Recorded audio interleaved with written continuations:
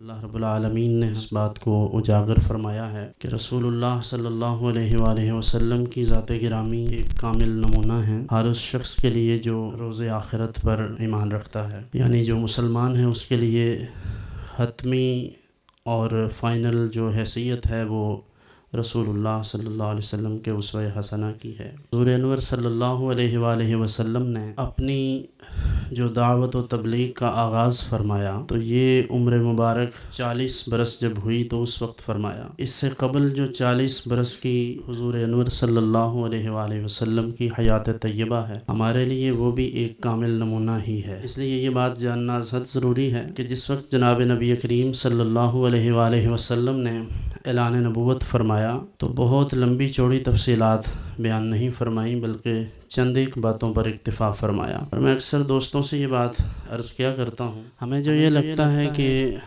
اچانک ہم اگر کسی ایسی کوئی اجتماعی کوشش میں لگیں گے کہ جس کے نتیجے میں 6 مہینے میں یا سال میں کوئی انقلاب آ جائے گا، تو ایسا ہرگز نہیں ہے۔ خیال است و محال است و جنوں، اگر ایسا ممکن ہوتا تو حضور انور صلی اللہ علیہ وآلہ وسلم یک بارگی اعلان نبوت فرماتے اور سارے کے سارے کام ہو جاتے، اور یقیناً حضور اگر ایسا کرتے تو سب کچھ ہو جاتا۔ لیکن انقلاب کا ایک نیچرل پروسیس تھا جسے ہونا تھا اور وہ ہوا، اور اس نیچرل پروسیس کی عمر کم از کم 40 برس ہے۔ اس لیے آپ ماضی قریب میں دیکھیے، مختلف تنظیمات، تحریکات، شخصیات، مختلف سلوگنز، مختلف نعرے، مختلف قسم کے خیالات اور مختلف چیزیں، ہر ایک نے اپنے تئیں کوشش کی۔ کچھ لوگوں نے اس نعرے یا اس کاز کے عوض بہت کچھ حاصل بھی کیا ہوگا، لیکن بہت سارے لوگ ان میں مخلص بھی ہوں گے۔ لیکن اس سب کے باوجود ہماری جو اجتماعی کیفیت ہے وہ آج بھی، جہاں ہم آج سے 40 سال یا 30 سال پیچھے کھڑے تھے، شاید اس سے بہتر نہیں بلکہ ابتر ہے۔ پہلی بات تو یہ اپنے خانے سے ڈیلیٹ کر دیجئے کہ اچانک سے کوئی حادثہ ہوگا، کوئی ایکسیڈنٹلی انقلاب آئے گا، تو یہ نہیں ہونے والا۔ البتہ انقلاب کی ایک ہی صورت ہوا کرتی ہے، اور وہ یہ ہے کہ جب افراد اپنی ذوات میں اپنے ماتحت جو لوگ ہیں یا اپنے گھر والے ہیں، جب ان پر کوئی چیز وارد کرتے ہیں اور وہاں انقلاب برپا ہوتا ہے، تو پھر وہی اجتماعی انقلاب کی صورت بن سکتی ہے۔ اور پھر اعلان نبوت کے وقت جس چیز کو نبی کریم صلی اللہ علیہ وسلم نے بیان فرمایا وہ یہ تھا کہ ارشاد فرمایا، میں تمہارے درمیان 40 برس رہا ہوں، بتاؤ میں نے کبھی جھوٹ بولا ہے؟ ہم داڑھی رکھ لیتے ہیں، آسان کام ہے، نماز پڑھ لیں گے، آسان ہے، عمرہ کریں، لیکن جھوٹ بولنا نہیں چھوڑتے۔ اور ایمانداری کی تو چرچے ہیں پوری دنیا میں ہمارے۔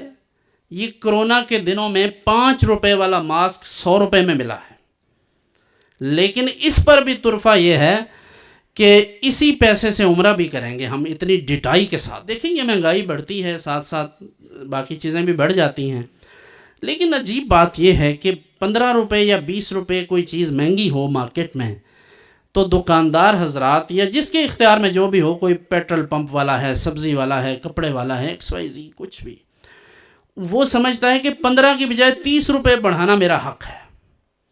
جہاں کسی کا ہاتھ پڑتا ہے وہ کہتا ہے میں اپنا کام کروں، باقی ساری قوم گئی بھاڑ میں۔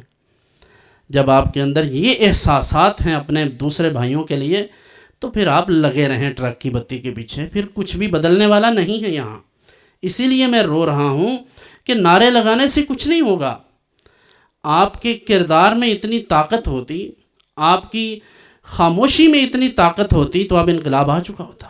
حضرت شاہ نقشبند علیہ الرحمہ نے فرمایا تھا نا کہ جس کی خاموشی میں اثر نہیں ہے اس کے آواز میں بھی کوئی اثر نہیں ہے۔ پھر حضور صلی اللہ علیہ وسلم نے فرمایا کہ میں نے کبھی کسی کی امانت میں خیانت کی ہے؟ انہوں نے عرض کیا نہیں۔ تو یہی وہ چند باتیں تھیں جن کی بنا پر حضور نے اعلان نبوت فرمایا کہ اگر یہ سب میں نے کیا ہے، تمہارے ساتھ رہا ہوں اور تمہیں کسی بات میں شک و شبہ نہیں ہے، تو بس یہ بھی جان لو کہ میں اللہ کا بھیجا ہوا ہوں۔ میں اپنے تمام محبین سے، جہاں تک میرا یہ پیغام پہنچے، میں اپنے دوستوں سے اکثر یہ بات کہتا ہوں، آپ اگر کسی کام کو، کسی کاروبار کو جو آپ کر رہے ہیں، اس میں اگر آپ کسی قسم کا کوئی غلط ایلیمنٹ آپ کے ذریعے آگے بڑھ رہا ہے، یعنی آپ کوئی 2 نمبر کام کر رہے ہیں تو خدا کے لیے ہمارے ساتھ اپنا تعلق ختم کر دیجئے۔ ہمیں ایسے کسی مرید کی ضرورت نہیں ہے، ایسے کسی محب کی ضرورت نہیں، اور ایسے کسی بندے کا چندہ نہیں چاہیے جو لوگوں کا خون نچوڑ کر ہمیں دے۔ مال کم از کم پاک ہو۔ اگر آپ ٹوپی پہن کر، یہ میں اپنے محبین کے علاوہ بھی دوسرے دوستوں سے بھی کہتا ہوں کہ خدا کے لیے اگر آپ نے کوئی 2 نمبر کام کرنا ہے تو مذہب کا نام نہ استعمال کریں۔ من غش فلیس منا لکھ کر آپ اگر پیٹرول کم دیں تو تف ہے۔ پھر کتنی تکلیف دہ بات ہے کہ آپ دودھ میں پانی ملاتے ہیں۔ اور اس سے بھی آگے میں اکثر دوستوں کہتا ہوں، مجھے لگتا ہے یہ اخلاقیات کا تعلق شاید مذہب سے نہیں ہے۔ اگر مذہب سے اتنا گہرا تعلق ہوتا تو یہ آپ کے قرب میں بسنے والے ویتنام میں، چائنا میں، یہ تھائی لینڈ میں، یہ سارے جو کسی الہامی مذہب کے پیروکار نہیں ہیں، وہ حج عمرے نہیں کرتے، لیکن وہ پیناڈول ایکسپائر نہیں بیچتے، وہ دودھ میں زہر ملا کر کیمیکل کی صورت میں لوگوں کو نہیں دیتے۔ اس لیے اگر نعروں سے انقلاب آتا تو یہ انقلاب آنا چاہیے تھا، لیکن نہیں آیا۔ حضور اکرم صلی اللہ علیہ وسلم نے جو انقلاب برپا فرمایا ہے وہ حضور کی تربیت ہے۔